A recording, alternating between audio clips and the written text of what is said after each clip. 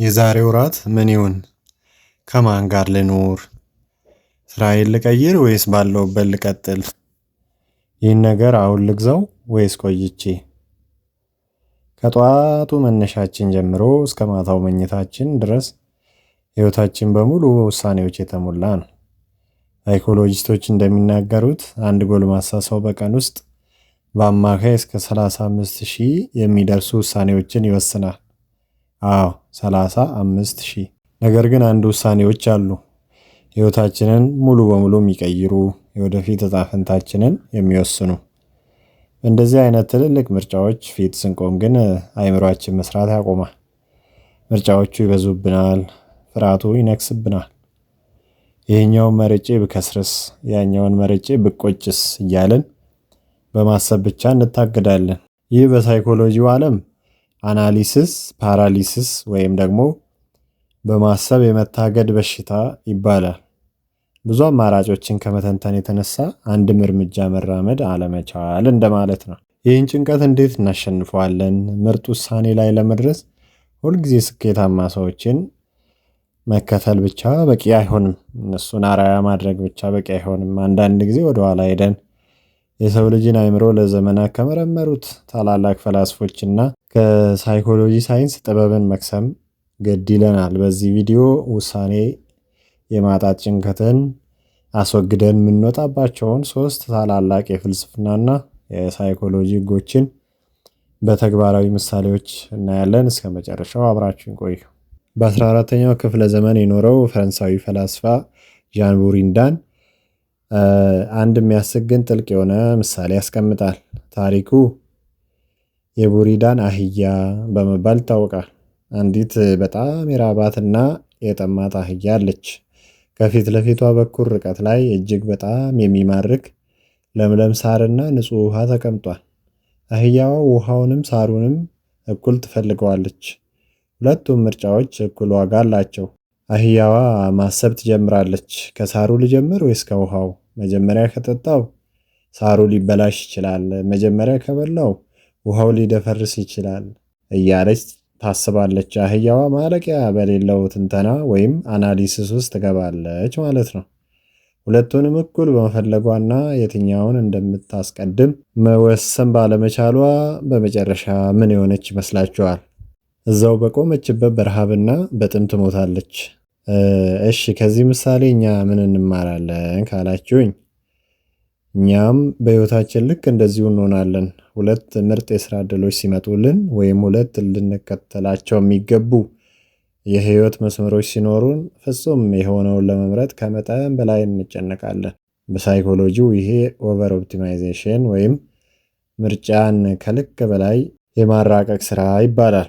ክፋቱ ግን ምን መሰላችሁ? ምንም አይነት ውሳኔ አለመወሰን ራሱ አንድ ውሳኔ ነው። ውሳኔ ባለመወሰን መሃል ላይ ቆሞ መቅረት ጊዜያችንና ጉልበታችን እንዲያልቅና ምርጫዎቹ እጃችን ላይ እንዲጠፉ ያደርጋል። ልክ እንደ ቡሪዳን አህያ በሀሳብ ባህር ሰምጠን እንቀራለን ማለት ነው። ታዲያ የትኛውን እንምረጥ የምንል ከሆነ ደግሞ ህጎቹን ማየት ይኖርብናል። የመጀመሪያው ህግ የአርስቶትል ወርቃማው መካከለኛ መስመር ነው። ዘ ጎልደን ሚን። የመጀመሪያው ህጋችን የመጣው ከታላቁ የግሪክ ፈላስፋ ከአርስቶትል ነው። አርስቶትል ውሳኔዎቻችንና ስነ ምግባራችን ሚዛናዊ ሊሆኑ የሚችሉት ወርቃማው መካከለኛ መስመር ዘ ጎልደን ሚን ላይ ሲያርፉ ነው ይላል። ውሳኔ በመወሰን በሚያቅተን ጊዜ አእምሯችን ወደ 2 ጽንፎች ይሮጣል። የመጀመሪያው ጽንፍ ከመጠን በላይ በመፍራት ምንም እርምጃ አለመውሰድ ነው። ይህም ፈሪነት ተብሎ ሊጠቀለል ይችላል። ሁለተኛው ጽንፍ ደግሞ ያለምንም ዝግጅትና እቅድ በጭፍን መወሰን፣ ይህም ደግሞ ችኩልነት ተብሎ ይጠቀለላል። አርስቶትል ታዲያ ምን ይላል? ጥበብ ያለችው በእነዚህ 2 ጽንፎች መሃል ላይ ነው የሚለው። አንድ ምሳሌ እንውሰድ። የገዛ ራሳችሁን ቢዝነስ ወይም የዩቲዩብ ቻናል መጀመር ፈለጋችሁ እንበል። የመጀመሪያው ጽንፍ ካሜራ የለኝም፣ ማይክሮፎኑ ጥራት የለውም፣ ይዘቱ ወይም ኮንተንቱ ገና አልተስተካከለም፣ 100% ፍጹም ሲሆን እጀምራለሁ እያሉ ዓመታትን ማባከን ነው። ይሄ ፍርሃት ይባላል። ሁለተኛው ጽንፍ ደግሞ ችኩልነት ነው። እሱም ያለምንም እውቀት ስራን ጥሎ ብድር ውስጥ ገብቶ ጥራት በሌለው ሀሳብ መወርወር። ይሄ ደግሞ ስሜታዊነት ይሆናል ማለት ነው። የያዙትን ስራ ትቶ ያም ደግሞ ያኛው ስራ ደግሞ የሚፈልገውን ይሄ ቤር ሚኒመም የሚባለውን ትንሹን ነገር ሳያሟሉ ወደዛ መሄድም ያው ውሳኔ ነው፣ ግን ችኩልነትና ስሜታዊነት የተሞላበት ይሆናል ማለት ነው። እና የአርስቶትል ወርቃማ መካከለኛ መስመር እንግዲህ የሚነግረን ይሄንን ነው። ሙሉ በሙሉ ፍጹም መሆን አትችልም፣ በተመሳሳይ ሰዓት ደግሞ በጭፍኑም ውሳኔ አትወስን ካለ በኋላ ካሉ ጥቂት አማራጮች ውስጥ መጠነኛ ዝግጅት አድርገህ መካከለኛውን መንገድ መርጠህ ተነሳ ነው የሚለው። ሳይኮሎጂስት ሀርበርት ሲሞን ፍጹም የሆነውን ምርጫ ወይንም ፐርፌክት ቾይዝ ከመፈለግ ይልቅ ለአሁኑ ሁኔታ በቂና አዋጭ ጉድ ኢነፍ የሆነውን ውሳኔ መርጦ ጉዞ መጀመር የተሻለ ነው ይላል። ምክንያቱም ፍጹም የሆነ ውሳኔ ስለሌለ። ሁለተኛው ህግ ደግሞ የኦካም ምላጭ ነው። ቀላሉ መንገድ ምርጡ መንገድ። ህጉ የኦካም ምላጭ ይባላል። እንደዚህ ይላል። ለአንድ ችግር ከአንድ በላይ መፍትሄዎች ወይም ማብራሪያዎች ሲኖሩ ብዙ ጊዜ ትክክለኛው መንገድ አነስተኛ ግምቶችና ውስብስብነቶች ያሉበት ቀላሉ መንገድ ነው ይላል።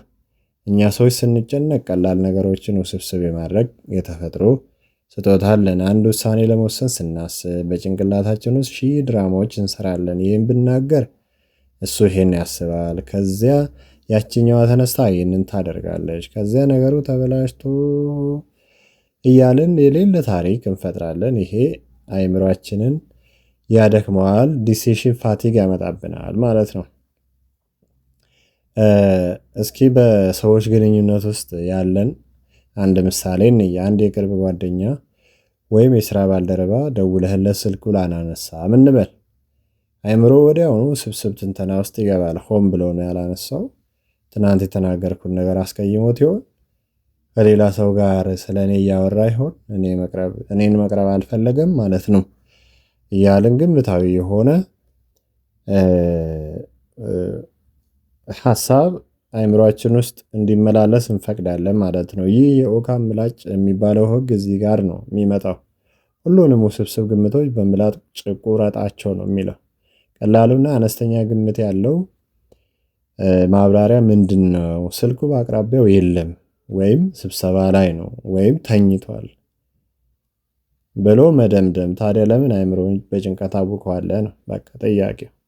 ስልክ አላነሳም ማለት አልሰማውም፣ ወይም ስልኩ ከሱ ርቋል፣ ወይም ተኝቷል፣ ወይ በቃ ማንሳት የማይችልበት ሁኔታ ላይ ነው ብሎ ግልግል ማለት ነው። በህይወት ውሳኔዎችም ላይ እንደዚሁ ማድረግ። አንድም ምርጫ ለመምረጥ በጣም ውስብስብ የሆኑ የሂሳብ ቀመሮችና የጭንቀት ድራማዎችን መስራት ካለብህ ያ ውሳኔ የተሳሳተ የመሆን እድሉ ሰፊ ነው። ቀላሉን፣ ግልጹን እና አነስተኛ ድራማ ያለበትን መንገድ መምረጥ ማለት ነው። ፍልስፍናው እንደሚለው ጥበብ ሁልጊዜም በቀላል ነገሮች ውስጥ ናት ነው። ሶስተኛው ህግ ደግሞ የኒቼ አሞር ፋቲ ነው። እጣ ፈንታህን ውደደው የሚለው ማለት ነው። እንግዲህ የጀርመናዊ ፈላስፋ ፍሬድሪክ ኒቼ ምንድን ነው የሚለው? ምናልባትም ውሳኔ የማጣትን ጭንቀት ሙሉ በሙሉ ከስሩ የሚነቅል ታላቅ ፍልስፍና ነው። የመጣውም ከታላቁ የህልውና ኤግዚስቴንሻሊስት ፈላስፋ ፍሬድሪክ ኒቼ ነው። ህጉ አሞር ፋቲ ይባላል። ትርጉሙም የታፈንታ ፍቅር ላቭ ኦፍ ፌት ማለት ነው። ለመወሰን የምንፈራው ለምንድን ነው ካለም፣ ምክንያቱም የተሳሳተ ውሳኔ ወስኜ ህይወቴ ቢበላሽስ ብለን ስለምንፈራ ነው። በውሳኔያችን ምክንያት የሚመጣውን መጥፎ አጋጣሚ፣ ውድቀት፣ ስህተት፣ ፌዝ አንፈልገውም። ፍጹም ሰላማዊ መንገድ ብቻ ነው ምንፈልገው። ኒቼ ግን ምንድነው የሚመክረን? በህይወት የሚገጥሙህን ውድቀቶች፣ ስቃዮችና ስህተቶች ጭምር ልክ እንደ ስኬቶች እኩል ውደዳቸው ነው። እነሱም ህይወት ውበት ክፍሎች ናቸው ይላል። አሞር ፋቲ ማለት የመጣው ቢመጣ ለመቀበል መዘጋጀት ማለት ነው። ትክክለኛው ውሳኔ መርጠ ካሸነፍክ ደስ ይላል፣ ተምርሃል። የተሳሳተ ውሳኔ መርጠ ከወደቅ የበለጠ ደስ ይላል፣ ጠንካራ ሰው ሆነሃል፣ ለአዲስ ጥበብ በቅተሃል ይላል። ይህንን ስነ ልቦናዊ ዝግጅት ስታደርግ የመወሰን ፍርሃት በአንድ ጊዜ ይጠፋል ነው። ምክንያቱም ምንም አይነት ምርጫ ብትመርጥ ውጤቱን ተቀብለ ወደ ጥበብና ወደ ጥንካሬ ለመቀየር ራስህን አዘጋጅተሃል። ውድቀት ጠላት መሆኑ ያቆማል ማለት ነው። ልክ ሮማዊው ንጉስና ፍላስፋ ማርከስ ኦሬሊየስ እንዳለው እሳትን የሚያጠፋው ነገር ሁሉ ላይ ሲጣበቅበት ነው። የሚጣልበትን ነገር ሁሉ ወደ ኃይልና ወደ ነበልባል ይቀይረዋል ይላል። አንተም እንደዚሁ ሁን። ውሳኔ ምንም ይሁን ምን የሚመጣውን ውጤት ወደ ስኬትህ ነዳጅነት ቀይረው ይላል። እንግዲህ ውድ ቤተሰቦች ዛሬ በሀሳብ መታገድን ወይም አናሊሲስ ፓራሊሲስን የምናሸንፍባቸውን 3 ህጎች አይተናል። የመጀመሪያው አሪስቶትል ወርቃማው መካከለኛ መስመር ነው። ሁለተኛው የኦካም ምላጭ ነው። ሶስተኛው አሞር ፋቲ ነው። እንግዲህ በህይወት ውስጥ ትልቁ ስህተት ተሳሳተ ውሳኔ መወሰን አይደለም። ትልቁ ስህተት ምንም አይነት ውሳኔ ሳይወስኑ ህይወት እያለፈች በቆሙበት መቅረት ነው። የቡሪዳን አህያ መሆናችንን እናቁም፣ ምርጫችንን እንምረጥና በልበ ሙሉነት እንራመድ እላለሁ። እንግዲህ ይህ ቪዲዮ ሀሳባችሁ ላይ ትንሽም ብትሆን ቫልዩ ከጨመረ ሰብስክራይብ በማድረግ ቤተሰብ ሁኑ። አመሰግናለሁ።